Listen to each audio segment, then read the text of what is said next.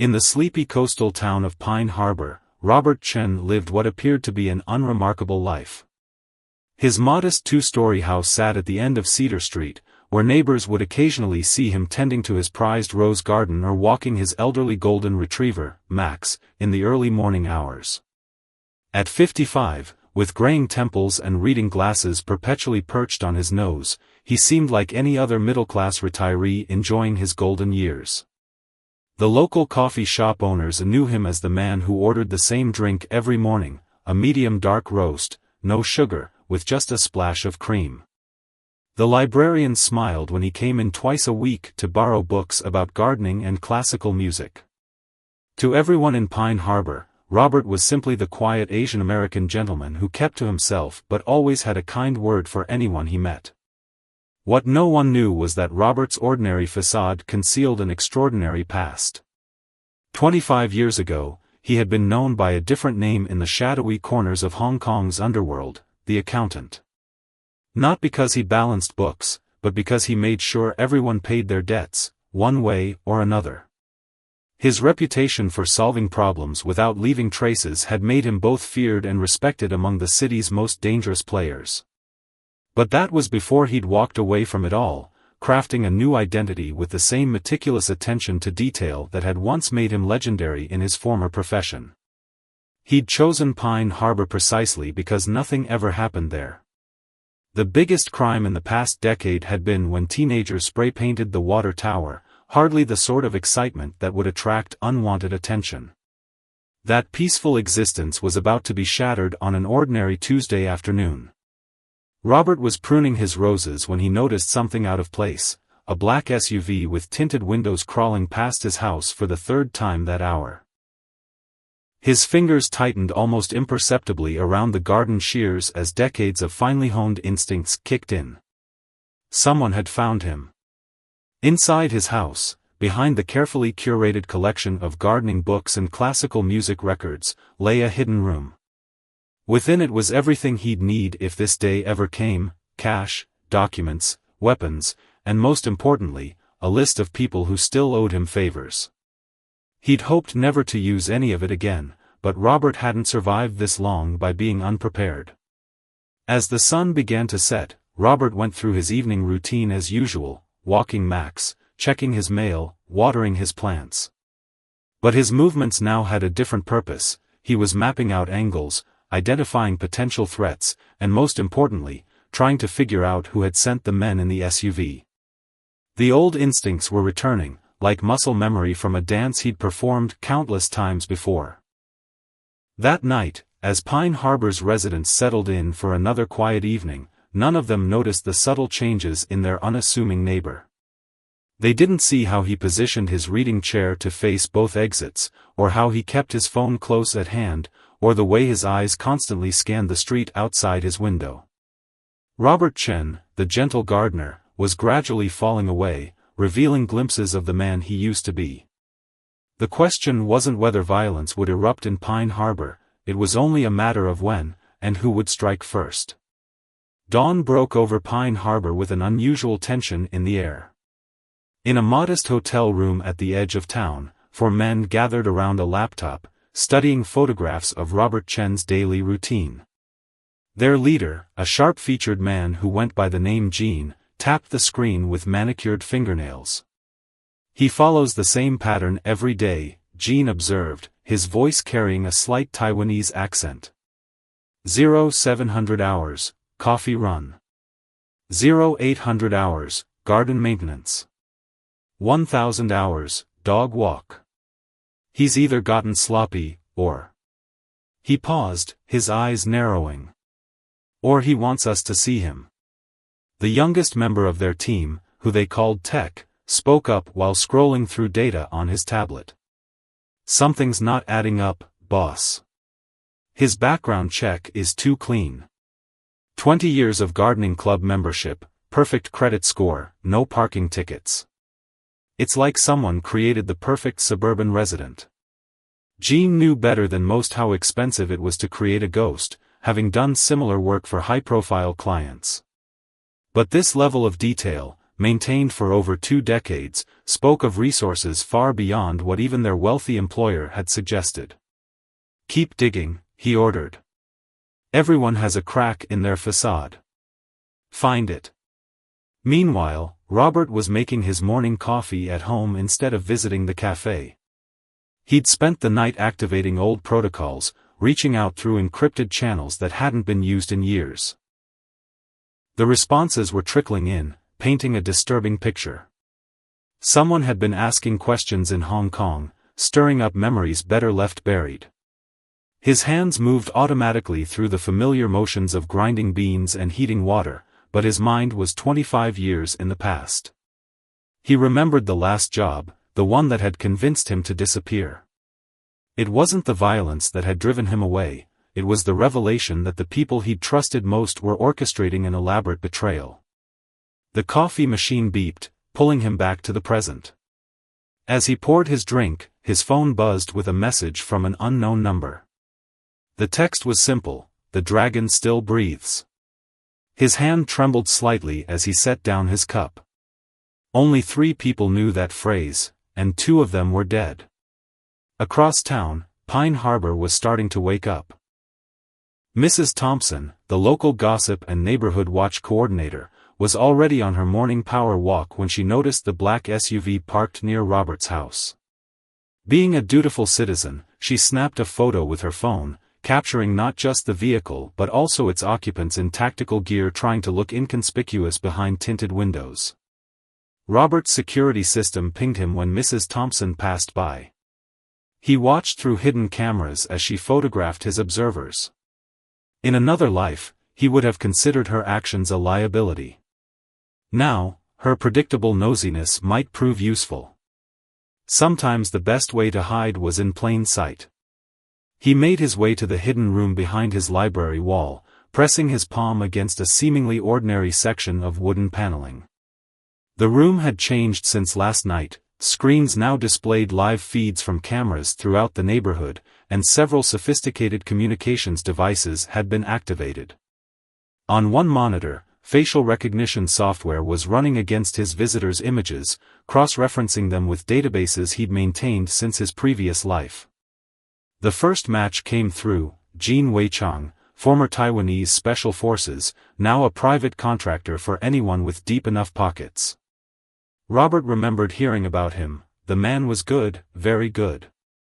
But he was also known for something else: he never took a job without knowing the full story. Robert reached for a burner phone he'd activated the previous night and dialed a number from memory. When it connected, he spoke in fluent Cantonese, his voice carrying an authority that would have shocked his neighbors. "Uncle, it's time to repay that favor from '99.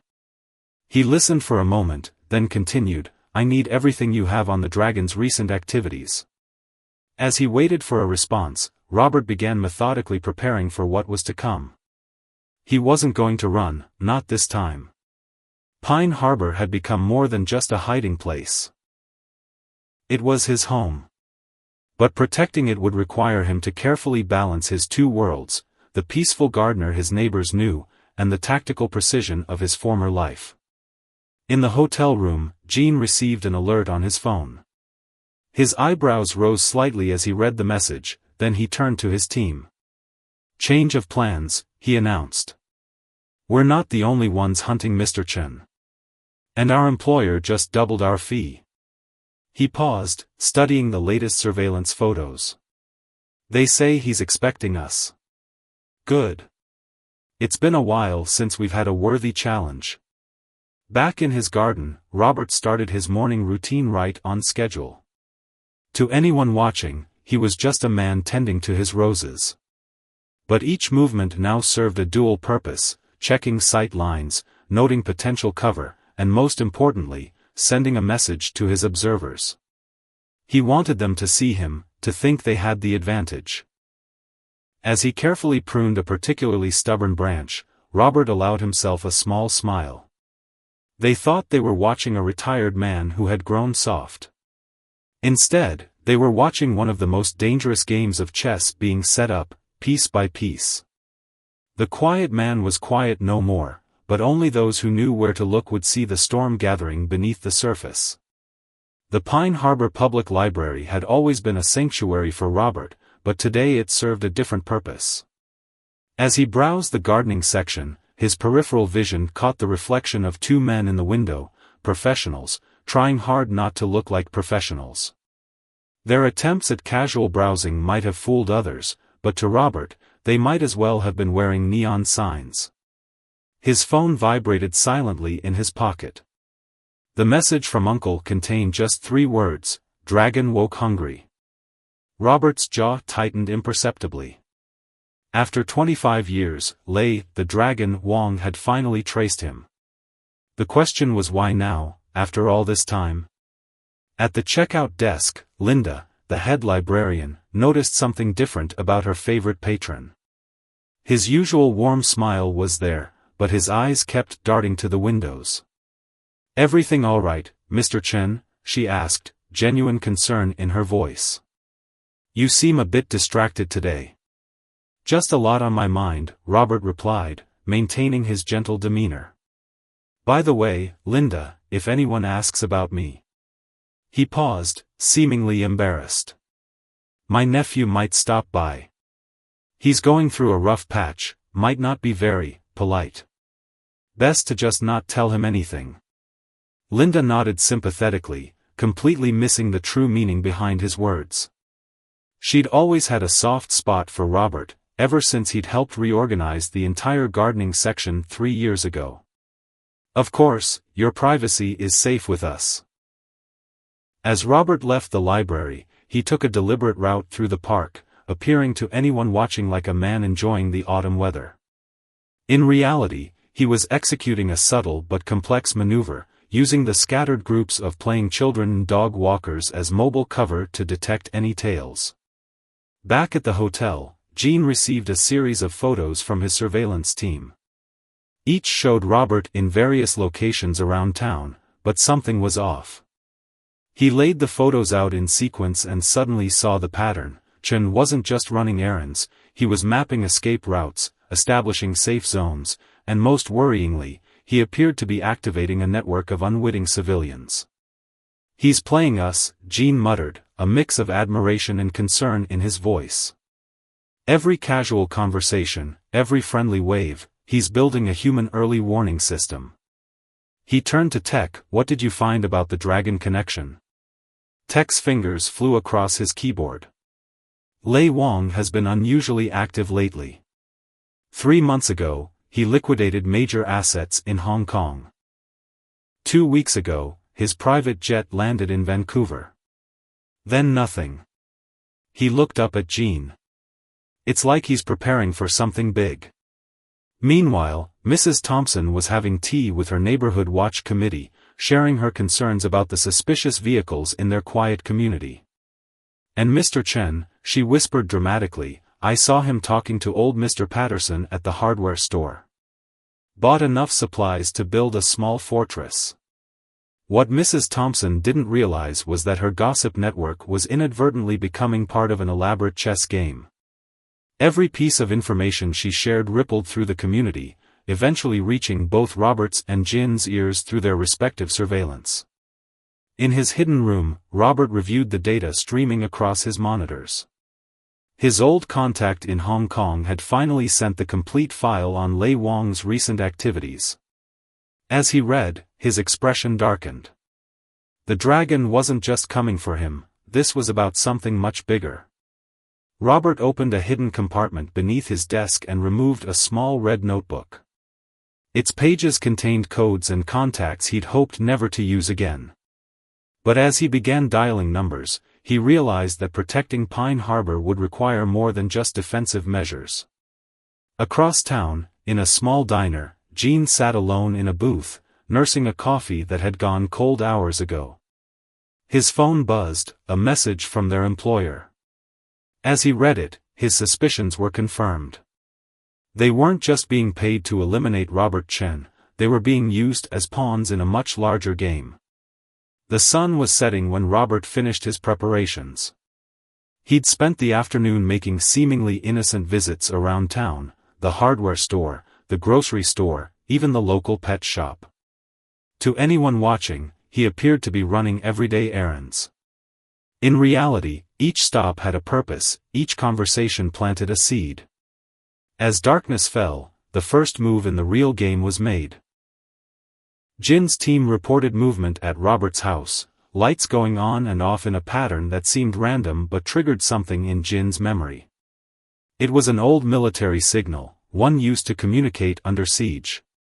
Robert stood in his darkened living room, Max lying quietly at his feet. Through his sophisticated security system, he could see Jin's men taking up positions around his property. They were good, very good. But they'd made one crucial mistake: they assumed they were hunting a retired operative. In the guest room of his house, Robert had laid out everything he'd need for what was coming. But the weapons weren't just guns and knives. There were files containing secrets that could destroy empires, evidence of crimes that powerful people thought were buried forever, and most importantly, proof of why the dragon had really sent these men. The next few hours would determine not just his fate, but the fate of Pine Harbor itself. As Robert watched the shadows move outside his house, he felt a familiar calm settle over him. The quiet man had spent 25 years building this life, crafting this persona. Now, he would use everything he'd learned in both his lives to protect it. In the distance, police sirens wailed, heading toward the other side of town, exactly where Robert had arranged for them to be. The board was set, the pieces were in motion, and the real game was about to begin.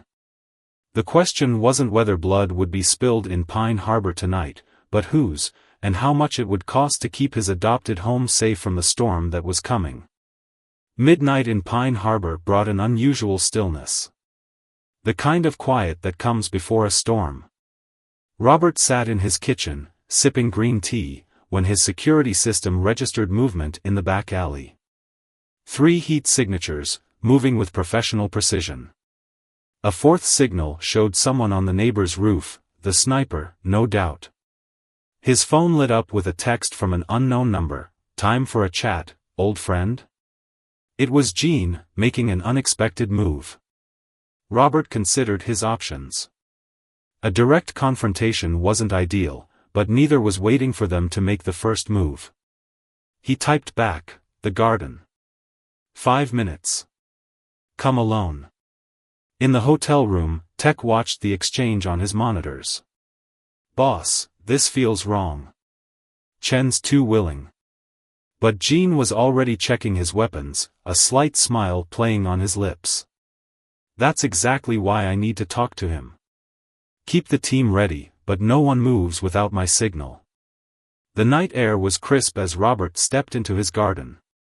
The roses cast strange shadows in the moonlight, creating dozens of potential hiding spots. He'd positioned himself deliberately, back to the wall, clear view of all approaches, Max safely locked inside. The dog had already done his part, his earlier walks helping Robert map out every surveillance position in the neighborhood. Jean emerged from the shadows like a ghost, hands visible and empty. "Your reputation doesn't do you justice," he said softly. 3 days we've been watching, and you've managed to turn half the town into your unwitting security system. "Pine Harbor is my home," Robert replied simply. "You're bringing danger to good people. The dragon sends his regards." Jean watched carefully for a reaction. "Though I'm starting to think he didn't tell us everything about this job." Robert's expression didn't change, but his mind was racing. If Jean was willing to talk, it meant he'd discovered something that made him question his mission. The dragon lost something 25 years ago. Something he thought I took. The ledger. Jean nodded. "But that's not what this is really about, is it? We found interesting patterns in his recent activities. Mass liquidation of assets, mysterious meetings with old rivals. He's preparing for war." In the shadows, Tech suddenly broke radio silence. "Boss, we've got movement. Multiple vehicles approaching from the east. Not local police." Jin's hand moved imperceptibly closer to his concealed weapon. Robert heard the transmission through his own surveillance equipment. "Your employer isn't the only one who wants to settle old scores," he said quietly. "I suggest we continue this conversation inside. Unless you prefer to deal with the Jade Phoenix's cleanup crew?" Jin's eyes widened slightly at the mention of the notorious Hong Kong syndicate. The pieces were falling into place. The ledger wasn't just accounts, was it? It was proof. Evidence of the Dragon's deals with the Phoenix. Before Robert could respond, Mrs. Thompson's security cameras, which he'd quietly hacked days ago, showed 3 black vans turning onto Cedar Street. "Decision time," Robert said calmly. "We can fight each other, or we can deal with them. Either way, I'm not letting Pine Harbor become a battleground." Gene considered his options. His team was good, but if these were really Phoenix operators? He keyed his radio, "All units, fall back to secondary positions. Prepare for unwanted guests." Inside Robert's house, the hidden room had transformed into a command center. Screens showed thermal images of teams taking up positions around the neighborhood. Gene studied the setup with professional appreciation. 25 years of preparation? 25 years of hoping I'd never need it, Robert corrected him. He pulled up detailed files on each of their potential opponents. "The Phoenix thinks I have proof of their collaboration with the Dragon. The Dragon thinks I'll expose his betrayal. Neither knows that the real ledger contains something far worse." Tech's voice crackled over the radio again, multiple targets deploying. "These guys are elite. Military-grade gear, synchronized movements. They're not here to ask questions."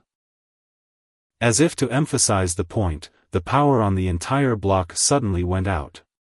But Robert's systems didn't even flicker. He'd installed independent power years ago. On the thermal cameras, they watched as the Phoenix teams began their approach.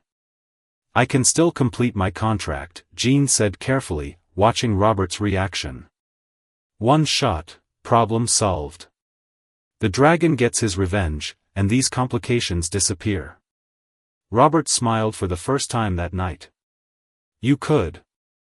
But then you'd never learn why the Dragon really sent you. Why he's been selling off his empire piece by piece. Why he's reaching out to old enemies." He turned to face Gene fully. "Your employer is running scared, and it's not because of what I might reveal. It's because of what's coming." Outside, the Phoenix teams had reached the outer perimeter of Robert's property. They moved like shadows, professional and deadly. But they didn't realize they were walking into a carefully prepared kill zone, where every angle had been calculated, every approach considered. "If we do this," Gene said slowly, "my team works under my command. No surprises." Robert nodded. "Pine Harbor stays safe. That's my only condition." He pressed a button, and hidden panels in the walls slid open, revealing an arsenal that would have shocked his gardening club friends. "Still think I'm just a quiet man who tends his roses?" Gene allowed himself a small laugh. "I think you're someone who's been playing a very long game." He keyed his radio, "New parameters, team. We're shifting to protocol echo. Defensive positions, non-lethal options where possible." As they prepared for the coming confrontation, Robert thought about his quiet life in Pine Harbor, the garden club meetings, the library visits, the morning coffee runs. He'd built something genuine here, something worth protecting. And if keeping it safe meant returning to his old ways for one night, so be it. The first flashbang grenade lit up the night, and the real dance began. But this time, the quiet man wasn't facing his enemies alone. Sometimes, he reflected as he and Gene moved to their positions, the most unexpected allies emerge when the stakes are highest. The quiet streets of Pine Harbor erupted into carefully orchestrated chaos. Robert's preparation made the difference. Every garden sprinkler system in the neighborhood suddenly activated, creating a disorienting mist under the streetlights. Motion sensors triggered security lights in precise sequences, breaking up the Phoenix team's carefully planned approach routes. In the command center, Tech's fingers flew across his keyboard. "They're trying to hack our communications," he reported, genuine admiration in his voice. "But they keep hitting your decoy networks, Mr. Chen. Haven't seen security architecture like this since." Since the Beijing operation in '97, Robert finished, his eyes fixed on the thermal imaging displays. The Phoenix always did favor their tech specialists. He typed a series of commands, and suddenly every car alarm on Cedar Street began blaring in synchronized chaos. Jean watched the Phoenix team's formation falter as their careful stealth approach was ruined.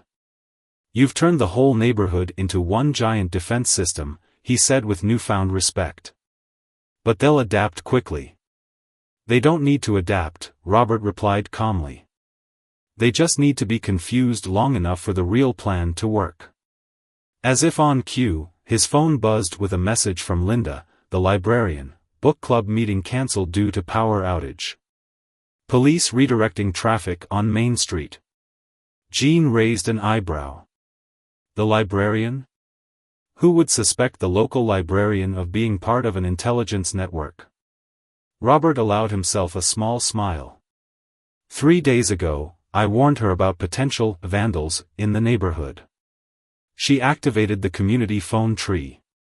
Right now, every nosy neighbor in Pine Harbor is watching from their windows, calling the police about suspicious activities. Outside, the Phoenix teams found themselves dealing with an unexpected problem: civilian witnesses everywhere. Their thermal imaging showed heat signatures in nearly every house, faces in windows, phones recording. Their standard operating procedure relied on stealth and anonymity, both of which were now impossible. "Clever," Jean admitted. "Can't conduct a black operation with dozens of witnesses streaming everything to social media." His radio crackled as his team reported multiple police units responding to calls about suspicious activity. Robert's screens showed the Phoenix teams pulling back, regrouping. But he knew better than to relax. They'll switch to their backup plan now. Something more direct. He pulled up a file on his computer. "Which is exactly what we need." The file contained detailed information about the Dragon's recent activities, private meetings, asset transfers, and most importantly, communications with someone known only as the Director. As Jean read, his expression darkened. "The Dragon isn't just selling his empire," Jean said slowly. "He's buying protection." "But from what?" "Not what, who?" Robert brought up another file, this one showing a complex web of international transactions. "The Director heads a shadow organization that's been infiltrating criminal enterprises worldwide. They don't want to destroy these organizations, they want to control them. The Dragon found out about it 25 years ago. And that's what's in the real ledger," Jean finished. "Proof of this Director's existence. Evidence of a massive conspiracy to take over the underworld from within." A sudden alert from their perimeter sensors interrupted them. The Phoenix teams were making their move, but something was off about their approach. Robert studied the thermal signatures, then smiled grimly. "They're not attacking," he said. "They're creating a perimeter. Someone else is coming." He turned to Jean. "Someone important enough to change their entire operation." Tech's voice came urgently over the radio. "Boss, you need to see this. Private helicopter just landed at the old factory site.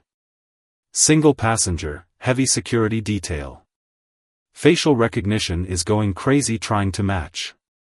"Don't bother," Robert interrupted. "I know who it is." He stood, checking his equipment with practiced efficiency. The Director decided to handle this personally.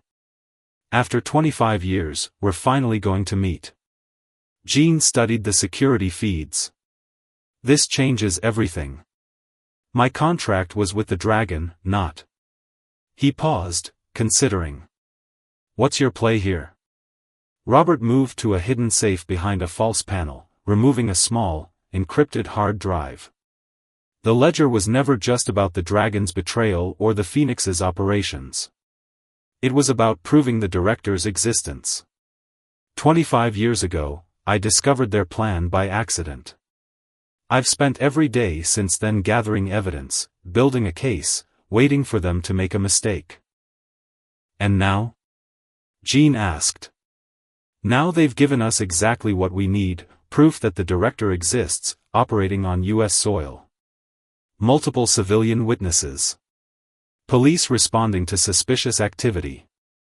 Everything documented, impossible to cover up. Robert's quiet demeanor had transformed into something more focused, more dangerous. Sometimes the best trap is one where your enemy thinks they're springing their own.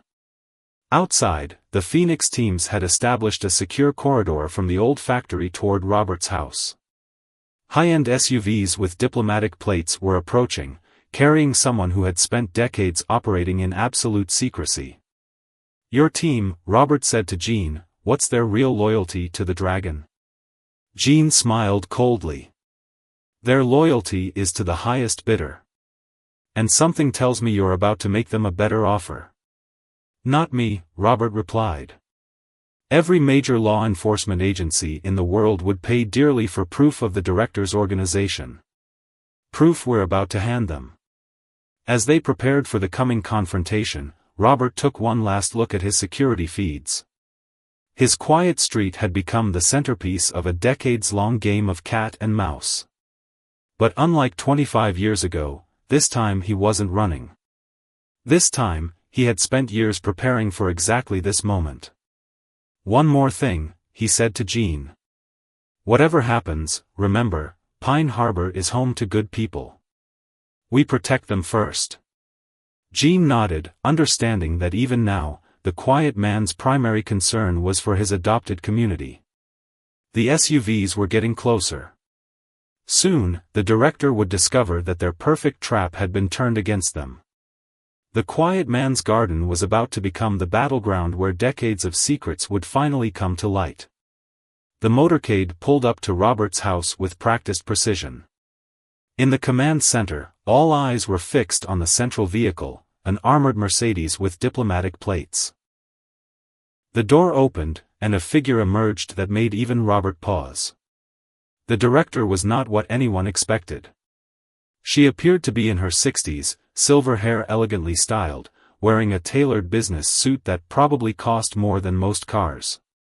She looked more like a CEO heading to a board meeting than the head of a shadow organization that had spent decades infiltrating criminal enterprises worldwide. Well, Jean muttered, that explains how she's stayed hidden so long. Everyone's been looking for a man. Robert watched her approach through his security feeds. Lei Wang made the same mistake 25 years ago. By the time he realized who she really was, it was too late. He turned to Tech. Are we ready? Tech nodded, his fingers hovering over his keyboard. Every camera in a 5-block radius is feeding to secure servers. Whatever happens here tonight, it's being documented. The doorbell rang, a surreal moment of normalcy in an extraordinary situation. Robert straightened his reading glasses and moved to answer it, looking every bit the quiet retiree his neighbors knew. Behind him, Jin's team took up strategic positions throughout the house. The director stood on his porch, flanked by 2 security personnel who somehow managed to make their expensive suits look like armor. Mr. Chen, she said warmly, as if they were old friends. Or should I say, the accountant. May I come in? We have much to discuss. Robert gestured welcomingly. Would you like some tea? I have a wonderful oolong that I've been saving for a special occasion. The polite fiction of hospitality, masking the deadly serious game they were playing. In his garden, motion sensors tracked Phoenix team members establishing a perimeter.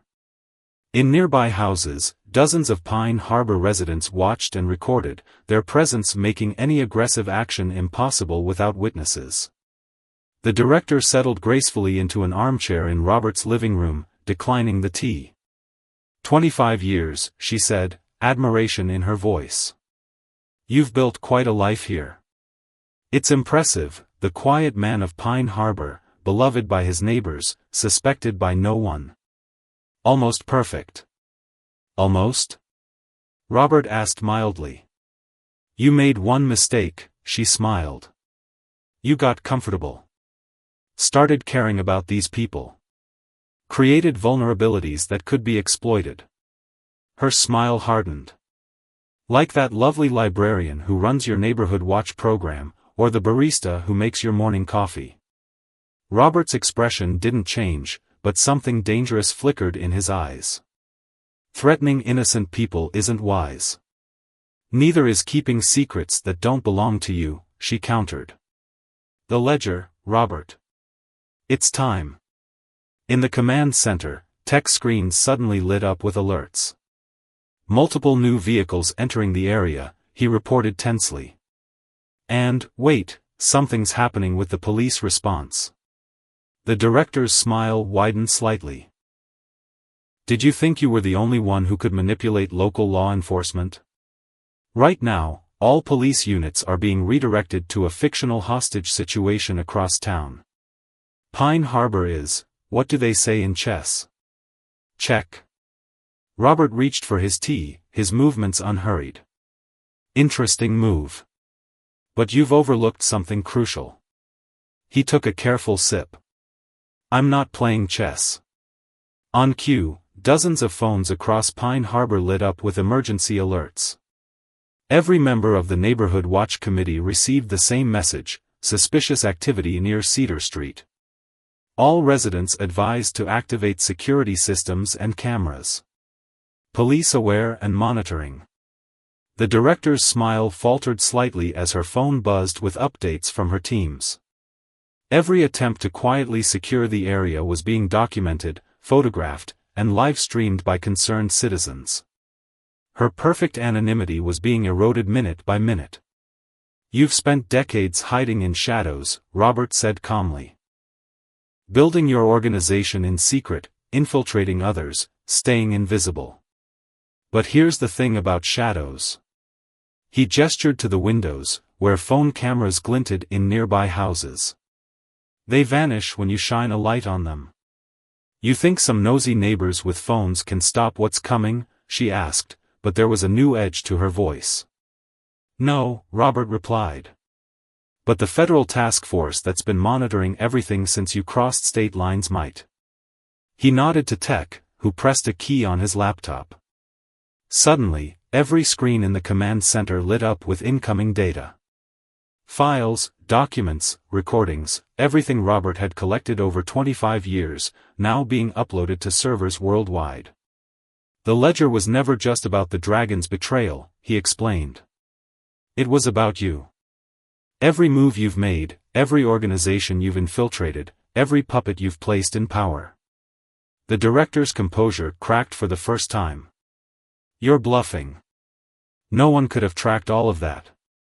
I was the accountant, Robert reminded her softly. Following money trails was my specialty. And you've left quite a trail over the years. He leaned forward. But here's what's really interesting, the pattern of your recent activities.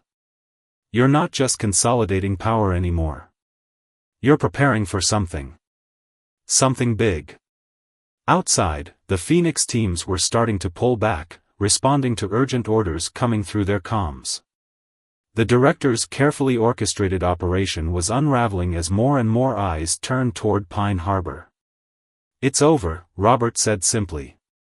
Your organization thrived on secrecy. But now you're exposed, your methods documented, your existence proven. Even if you silence everyone in this room, you can't silence the evidence that's already out there. The director stood, her elegant poise now wrapped around fury like steel bands. You think this ends here? I still have resources you can't imagine. No doubt, Robert agreed. But you've lost the one thing you can't operate without, anonymity. He gestured to Gene and his team, who had emerged from their positions. And it seems your hired help has reconsidered their options. Gene stepped forward, his weapon trained steadily on the director. We've received some interesting offers in the last few minutes. Seems a lot of people are suddenly very interested in what's happening in Pine Harbor tonight. The quiet man's trap had finally sprung, not with violence or gunfire, but with the one thing the director's organization couldn't survive: exposure to the light. The director's composure cracked further as her phone buzzed incessantly with urgent messages. Her carefully constructed world was unraveling in real time, and Robert could see the exact moment she realized the true magnitude of his trap. "You don't understand what you've done," she said, her voice carrying an edge of desperation. "The system I built, it maintains order. Without it, everything falls into chaos." Robert calmly poured another cup of tea. "Order built on corruption isn't order at all. It's just prettier chains." He gestured to the screens showing news alerts beginning to pop up worldwide. "Your system was always going to fail. The only question was how many people it would drag down with it." Tech's voice cut through the tension. "Multiple agencies responding now. FBI, Interpol, they're all converging on the financial data we released. The director's network is being exposed worldwide." Outside, the Phoenix teams were in full retreat, their operational security completely compromised by dozens of civilian witnesses. Mrs. Thompson's Neighborhood Watch network had turned Pine Harbor into a panopticon of amateur surveillance, making covert operations impossible. "You think this is a victory?" The director's elegant facade had transformed into something harder, more dangerous. "Lei Wang wasn't just working with me because I forced him. He was preparing for something bigger. Something that would have changed everything. The global financial collapse you were planning," Robert stated calmly, making her eyes widen slightly. "Did you think I missed that pattern? The mass liquidation of assets, the strategic positioning of resources. You weren't just consolidating power. You were preparing to orchestrate a worldwide economic crisis." Gene stepped forward, his curiosity overcoming his professional detachment. "Why? You already had unprecedented control." "Control isn't enough anymore," the director replied, a hint of her former confidence returning. "The world is changing. Traditional criminal enterprises are becoming obsolete. We needed to evolve, to create a new order from the ashes of the old." Robert shook his head. "And how many innocent lives would have been destroyed in the process? How many people would have lost everything so you could remake the world in your image?" On the screens, more alerts flashed. The evidence Robert had gathered wasn't just exposing the director's organization, it was revealing a conspiracy that stretched back decades. Tech's fingers flew across his keyboard as he coordinated with law enforcement agencies worldwide. "Your entire operation depended on anonymity," Robert continued. "Every piece of leverage you held over others came from your ability to remain in the shadows. But shadows don't survive in the light." The director's phone buzzed again, and this time the news made her physically recoil. "Impossible. The Swiss accounts are being frozen as we speak," Robert finished. "Along with every other financial resource you thought was secure. 25 years of planning, and it all comes down to this moment." Linda's voice came through the security system, carrying an urgency that seemed out of place for a small-town librarian. "Robert? There are some very official-looking people at the library asking questions. They say they're with the Treasury Department's Financial Crimes Unit." The director laughed, a bitter sound. "You've turned this whole town into your own personal surveillance network. The quiet man and his army of innocent bystanders." She reached slowly into her jacket, making Jin's team tense, but withdrew only a small USB drive. "You want to know the real irony? I came here tonight to offer you a deal." Robert took the drive carefully. "What kind of deal?" "The kind that would have made you wealthy beyond imagination. Lei Wang didn't just discover what we were planning, he wanted in. The evidence he thought you had? It was his ticket to a seat at the table. Tech quickly scanned the drive's contents, his eyes widening. "Boss, these are operational plans, contingencies for economic collapse in every major market. They were going to create controlled chaos," the director finished. "A reset of the global financial system, with us holding all the keys to the new kingdom." Robert connected the final dots. And Lei Wang's recent activities were him positioning himself for the aftermath, she confirmed. He wasn't running scared, he was preparing to become one of the most powerful men in the New World Order.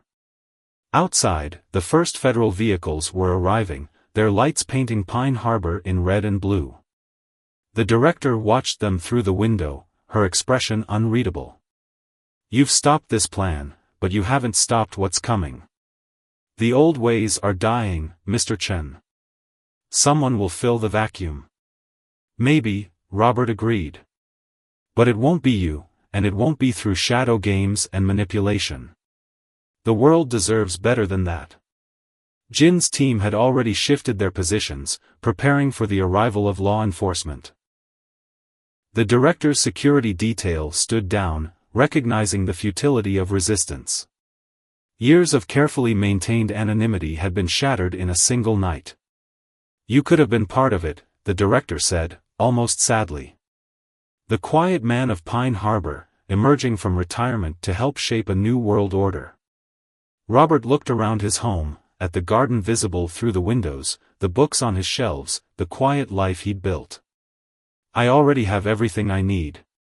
Sometimes the most powerful thing you can do is choose to live simply, honestly. As federal agents approached the house, Robert thought about all the pieces that had led to this moment.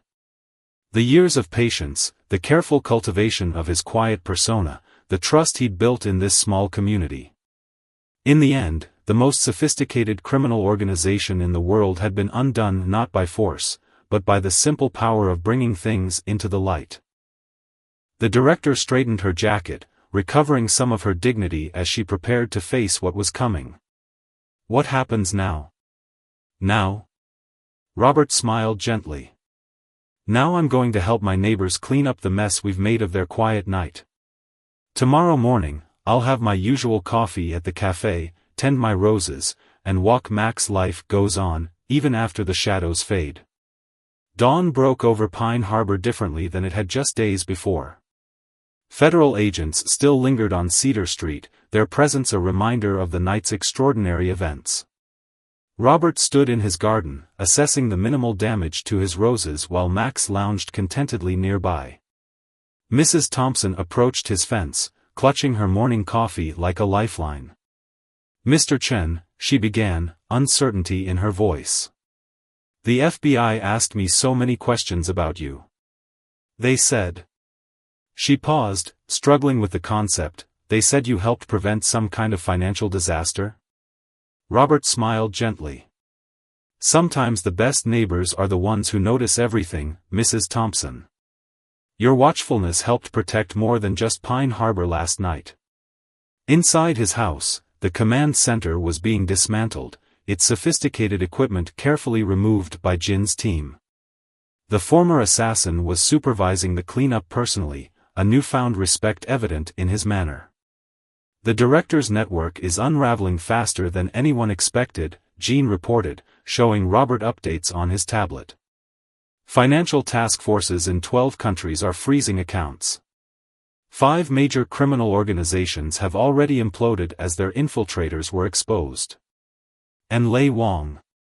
He paused, allowing himself a small smile. Apparently he's offering to cooperate in exchange for leniency.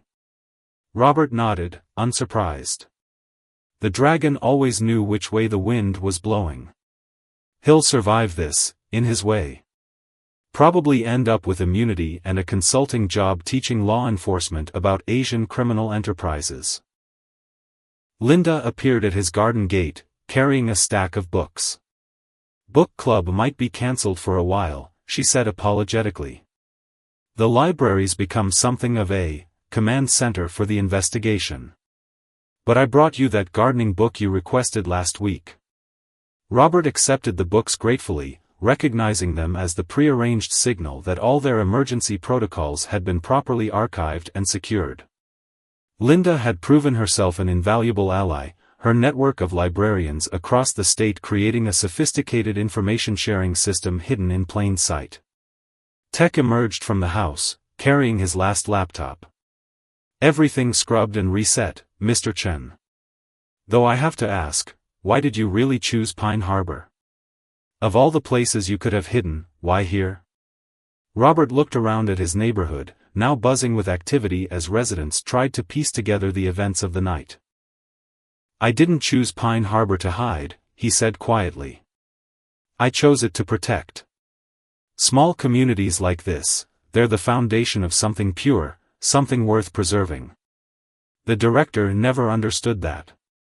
She saw them as pawns, but they're really the heart of everything worth fighting for. Across the street, children were already back at play, their parents watching more carefully than before but determined to maintain normalcy.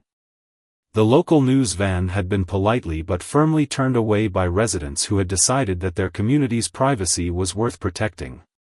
Jean approached with one final update. "Treasury Department wants to offer you a consulting position. Seems they're impressed by anyone who can track financial conspiracies across decades." Robert chuckled, turning back to his roses. "I think I prefer my current job. These flowers aren't going to tend themselves." As the day progressed, Pine Harbor began to settle back into its routine, though subtle changes were evident. The neighborhood watch meetings would never be quite the same, now tinged with a hint of pride in their role in a larger drama.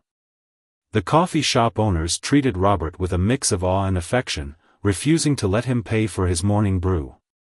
In the afternoon, as the last federal agents prepared to leave, one of them approached Robert. "Sir, just one more question. The evidence you gathered, the way you set everything up, you could have exposed them years ago. Why wait until now?" Robert looked thoughtful as he pruned a particularly stubborn rose bush. "Sometimes the hardest part of justice isn't finding the truth, it's making sure the truth is heard and understood. 25 years ago, I could have exposed their existence, but the world wasn't ready to see the whole picture. Sometimes you have to wait for the right moment, when people are ready to not just see the truth, but act on it." As evening approached, Pine Harbor settled into a new normal. The neighborhood children had already turned the events into an elaborate game of spies and heroes, with Robert's house serving as a mysterious fortress of good in their imagination. Jin's team made their final preparations to leave. "You know," Jean said, "in our world, retirement usually means something very different. How do you do it? Just live this quiet life?" Robert walked with him to the gate. "The trick isn't in living a quiet life," he replied. "It's in understanding that the quiet life is the most valuable thing worth protecting. Power, money, control, they're all illusions. But this?" He gestured to the peaceful street, the playing children, the neighbors chatting over fences. "This is real." Later that night, Robert sat in his garden, enjoying the evening peace. His phone contained dozens of messages from old contacts, some offering congratulations, others seeking guidance, all recognizing that the quiet man of Pine Harbor had orchestrated one of the most significant changes in the Underworld's history without firing a single shot. Max dozed at his feet as Robert read through the evening news reports. The headline spoke of financial investigations and exposed conspiracies, but none mentioned Pine Harbor or its unassuming resident. Just as he'd planned it. Mrs. Thompson called over the fence. "Mr. Chen? We're still on for the garden club meeting next week, aren't we? Some of us thought, well, after everything. Wouldn't miss it for the world," he assured her. "I have some new ideas about improving the community garden security system." They both laughed, the joke carrying a deeper understanding now. As night fell over Pine Harbor, Robert reflected on the path that had led him here. The director had been right about one thing, the world was changing. But she'd been wrong about how to face that change. Sometimes the strongest position wasn't in the shadows, but in the light, surrounded by a community of people who looked out for each other. The quiet man returned to tending his roses, knowing that sometimes the most powerful acts are the smallest ones, done day after day, building something real and lasting in a world of shadows and illusions.